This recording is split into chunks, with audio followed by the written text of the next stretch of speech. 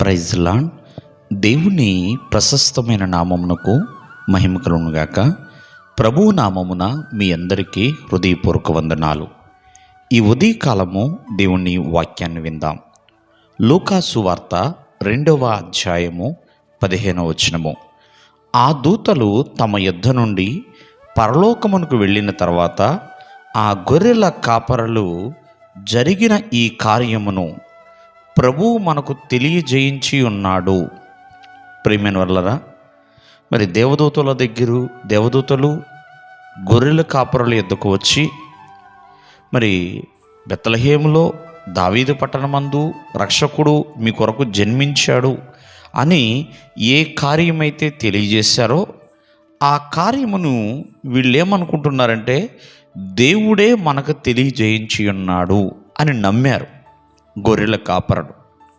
ప్రియమైన వాళ్ళరా, దేవదూత ద్వారా ఏ మాటలైతే వీళ్ళు విన్నారో ఆ మాటలని ఏమాత్రం కూడా పెడచెవి పెట్టలేదు.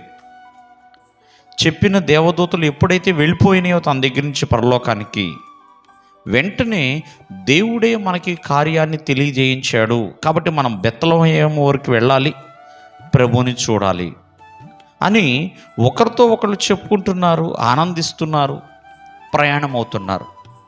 కాబట్టి ప్రభు కార్యము ఎవరి ద్వారానా సరే దేవుడు నీకు తెలియజేస్తాడు. ఆనాడు దేవదూతల ద్వారా గొర్రెల కాపరులకు తెలియజేశాడు. ఎంతోమంది ప్రవక్తల ద్వారా, ఎంతోమంది దైవజనుల ద్వారా, మరి ఎంతోమంది పెద్దల ద్వారా, నాయకుల ద్వారా దేవుని కార్యాన్ని ఆయన తెలియచేస్తూనే ఉంటాడు. కావున ఈ ఉదయకాలం ముందు దేవుని యొక్క వాక్యాన్ని వింటున్న ప్రియమైన వాళ్ళరా, మరి దేవుని కార్యము నమ్మగలుగుతున్నారా? దేవుని కార్యాన్ని వీళ్ళు నమ్మారు, ప్రభువే మాకు తెలియజేయించున్నాడని. మరి అటువంటి నమ్మకం కలిగి ఉండాలి. ప్రియమైన వాళ్ళు, ఎంతకాలము దేవుని కార్యములు నమ్మక వెనకబడిపోతూ ఉంటారు, అవిశ్వాసంగా ఉంటారు. కాబట్టి దేవుని కార్యములు నమ్ముట వలన దీవెనలు కూడా మెండుగా కలుగుతాయి. ఎప్పుడైతే ప్రభు కార్యముని నమ్ముతామో ఇంకా ఇంకా ఎన్నో అద్భుతాలు చూడగలుగుతాం.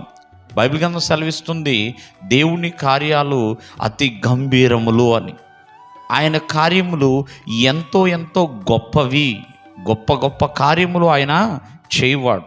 కావున ప్రతి ఒక్కరు కూడా ఆలోచించండి, దేవుని కార్యాలు తెలుసుకుని వాటిని నమ్మి ఆ ప్రకారం నడిచేవారిగా ఉండాలి. దేవుడు మిమ్మల్ని ఆశీర్వదించును గాక. ఆమేన్.